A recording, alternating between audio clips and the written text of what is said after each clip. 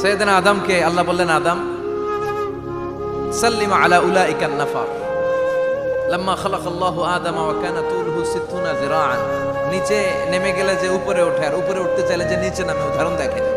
আদম আলাইহিস সালামকে তৈরির পর আল্লাহ বললেন, আদম সাল্লিম আলা উলাইকান নাফার, এই ফেরেশতাদের সালাম দাও। কি দাও? সালাম দাও। কোনো প্রশ্ন নাই, আল্লাহ সালাম দিব কেন?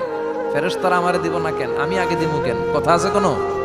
যেই সালাম দিলেন, সালাম দেওয়ার সাথে সাথে ওনার মর্যাদা বাড়িয়ে দিল কে? এত মর্যাদা বাড়ালেন যে নূরের ফেরেশতারা মাটির আদমকে সেজদা দিতে বাধ্য হয়েছে। চিৎকার করে বলেন ঠিক কিনা?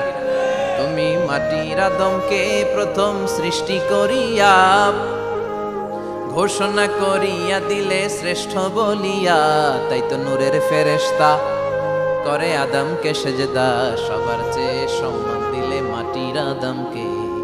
আল্লাহু আল্লাহু পড়েন, আল্লাহু আল্লাহু তুমি জাল্লে জালালুহু, শেষ করা তো যায় না গে তোমার গুণগান। আল্লাহু আল্লাহু, সুবহানাল্লাহ পড়েন।